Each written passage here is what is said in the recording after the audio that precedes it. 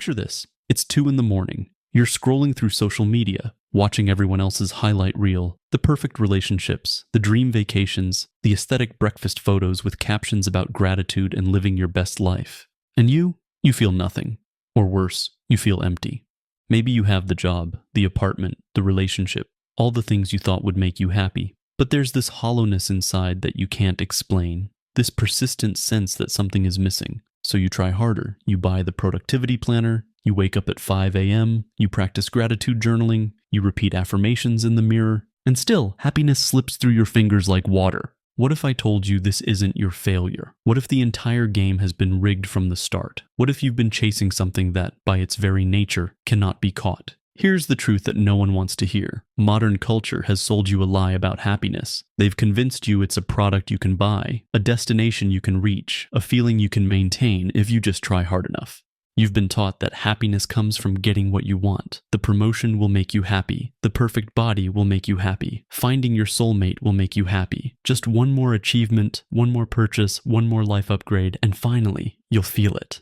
But you never do, because the goalpost keeps moving. There's always the next thing, always something more to acquire, to achieve, to become. And this is where modern society has led you astray. We've confused 3 fundamentally different things and called them all happiness. First, we confuse happiness with pleasure. That dopamine hit from a new purchase, the excitement of a first date, the rush of likes on your post. But pleasure fades, doesn't it? The new phone becomes ordinary within weeks, the relationship loses its novelty, and suddenly you're back to empty, searching for the next hit. Second, we confuse happiness with achievement. We tell ourselves we'll be happy when we get promoted, when we lose the weight, when we finally prove ourselves. But success without fulfillment is just exhaustion wearing a crown. You reach the summit and realize you're still the same person, with the same hollowness inside. Third, we confuse happiness with an emotion to be maintained.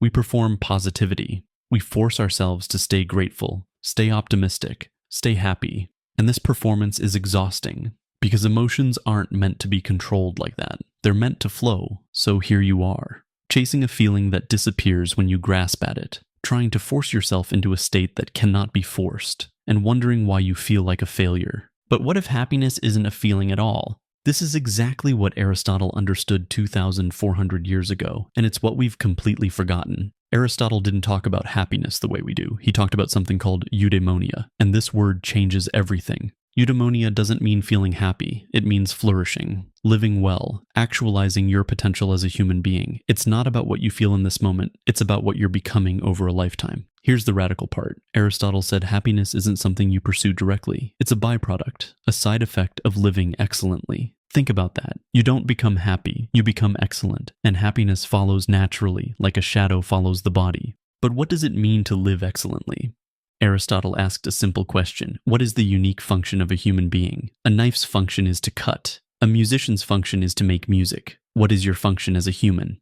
Not pleasure. Plants can grow and animals can feel pleasure. That's not what makes you uniquely human. What separates you is your capacity for reason, for conscious choice, for virtue, for living according to principles you've chosen, not just reacting to whatever life throws at you.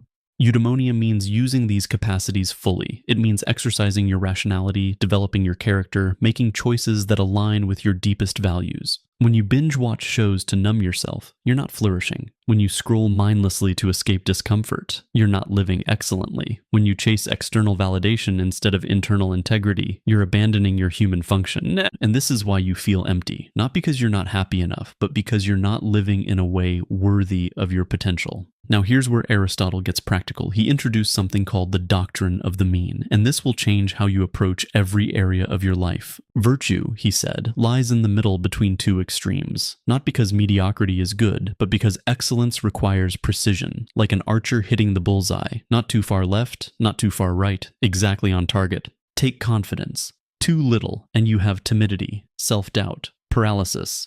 Too much, and you have arrogance, narcissism, delusion. The mean is authentic self-assurance, knowing your worth without inflating it. Or pleasure. Total denial leads to joylessness, bitterness, a life drained of color, but indulgence leads to addiction, emptiness, being enslaved by your cravings. The mean is temperance, enjoying life without being controlled by it, Even with social media, total isolation cuts you off from genuine connection, but constant validation seeking destroys your peace. The mean is intentional connection that enriches rather than depletes you. Finding this balance requires what Aristotle called practical wisdom. It's not a formula you can copy. It's a skill you develop through practice, through reflection, through honestly examining your life and adjusting course. Excellence isn't a moment. It's a habit, a way of being you cultivate day after day. And this is exactly why chasing happiness backfires. When you constantly ask yourself, am I happy? Am I happy now? What about now? You step outside the experience. You become a spectator of your own life, evaluating, judging, measuring.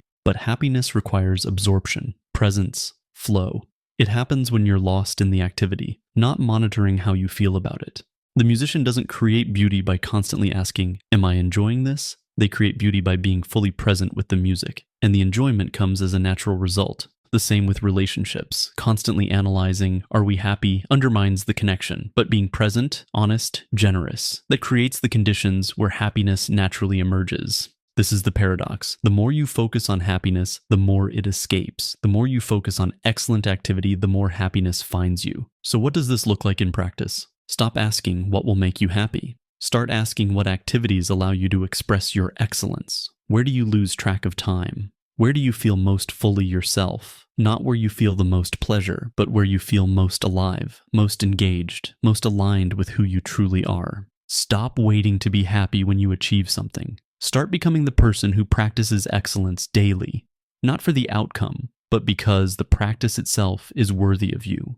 Stop consuming pleasure passively. Start creating value actively. Are you spending your life or investing it? Are you scrolling or learning, complaining or contributing? Stop measuring yourself by other people's standards. Develop your own definition of excellence based on your values, not society's trends. Every morning, ask yourself one question. What would living excellently look like today? Not perfectly, not impressively, excellently, in alignment with your potential. Every evening, reflect. Did I act according to my values? Where did I find the mean? Where did I lose it? And remember Aristotle's time horizon. One good day doesn't make a flourishing life. One swallow doesn't make a summer. Eudaimonia is measured over years, over decades, over the arc of an entire existence. You're playing the long game now. But here's the hard truth that most self-help gurus won't tell you. Excellence requires sacrifice. You cannot have everything. You cannot optimize for pleasure and depth simultaneously. Some pleasures must be given up for higher goods. Some easy paths must be abandoned for worthwhile struggles. You must choose who you're becoming, and that means choosing what you're not.